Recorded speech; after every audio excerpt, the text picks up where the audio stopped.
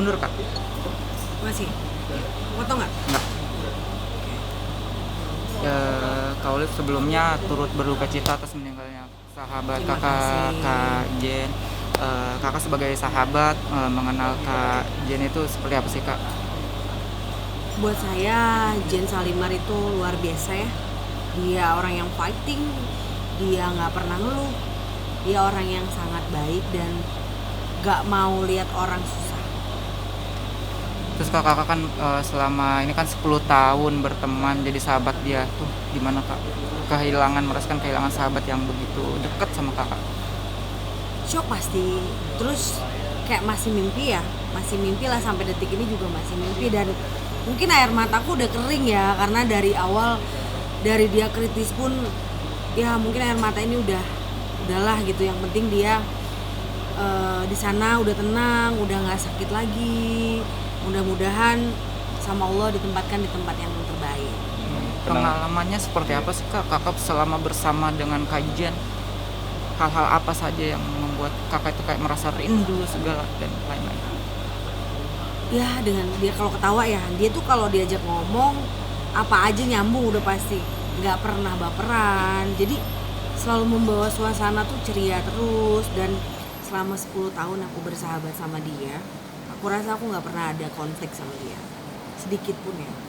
Karena kita memang bener-bener pure temenan, bukan yang istilahnya kalau orang kan ada pemanfaatan atau apa gitu ya. Ini bener-bener temenan gitu, suka duka ya apapun. Dia kadang-kadang bisa telepon aku jam 3 cuman buat curhat, begitupun ke aku gitu ya.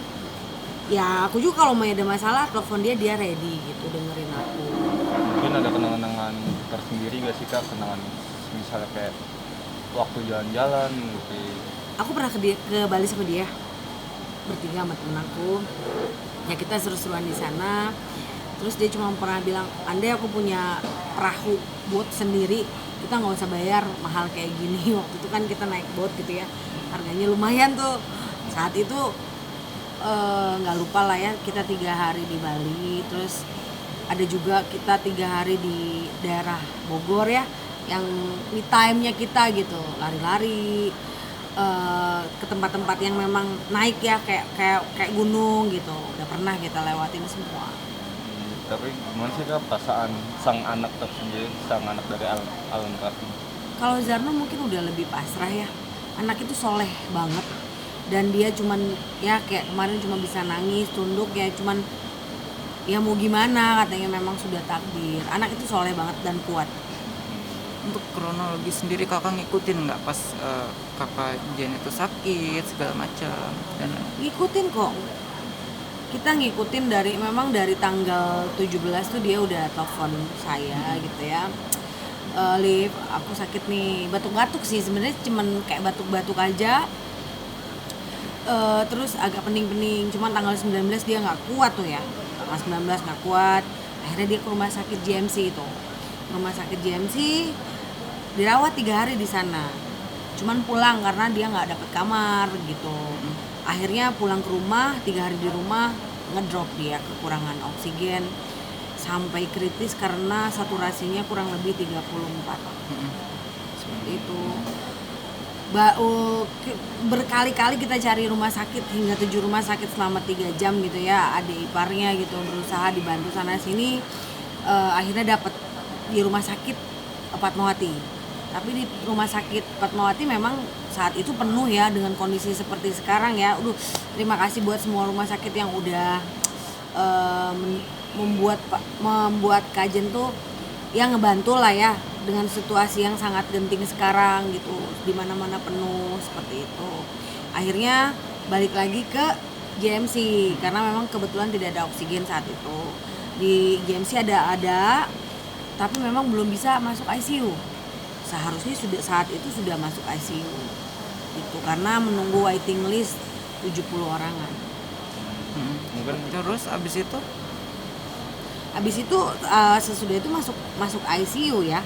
Terus ya adalah saya sama dia video call gitu ya. Sebelum masuk ICU dia masih sadar. Begitu sudah masuk ICU dipasang ventilator dia tidak sadarkan diri hingga kemarin. Seperti apa yang kakak ceritakan tadi yang pasang ventilator? Ya dia merasa dia berontak ya, karena suster katanya pelan-pelan, waktu entah dipasang gini entah pakai selang gitu ya, akhirnya dia nggak mau, berontak, akhirnya dia ditali terus ya sudah, akhirnya berjalan, ada beberapa hari yang memang membaik, bahkan saturasinya sampai 90, sehari sebelum meninggal ya. Saya info dari adiknya itu jam 8 pagian itu saturasi masih bagus. Jadi kita tenang tuh. Tiba-tiba anfal di jam 2-an.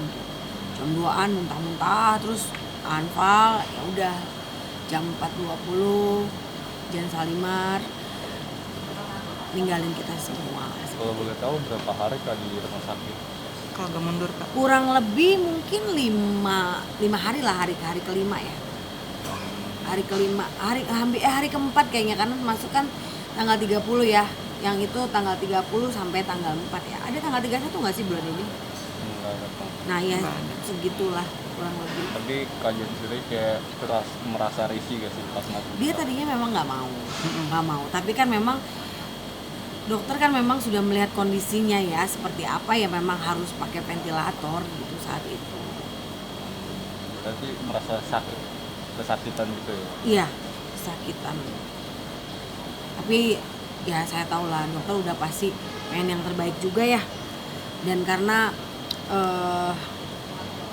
bukan hanya Kajen, keluarga-keluarga lain dengan kondisi yang memang pandemik seperti ini juga kan pasti banyak yang mengalami ya. Seperti itu. Ada curhat apa gitu Kak Jen sama kakak pas lagi mungkin masa-masa Masa kritis nggak ada ya, cuman memang dia sempat bilang, Olive jaga kesehatan, I miss you, kata dia, itu aja sih.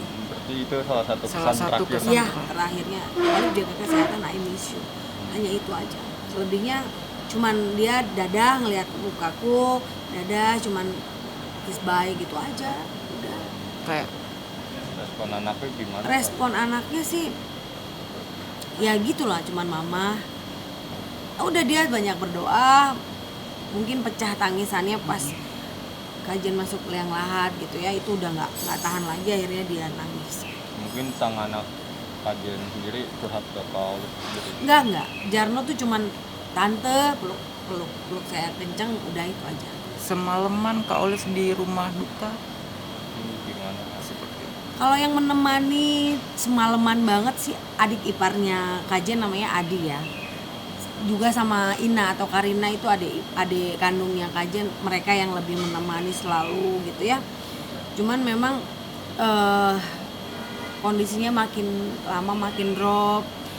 Ya akhirnya memang Allah lebih sayang ya. Akhirnya nggak sakit lagi, dia nggak ngerasain sakit lagi. Seperti masih ada di sini gitu. Iya, gitu. seperti kayak mimpi, dan kayak detik ini pun kayak bentar lagi dia telepon, cuman Liv kita kemana gitu kan, masih kayak gitu.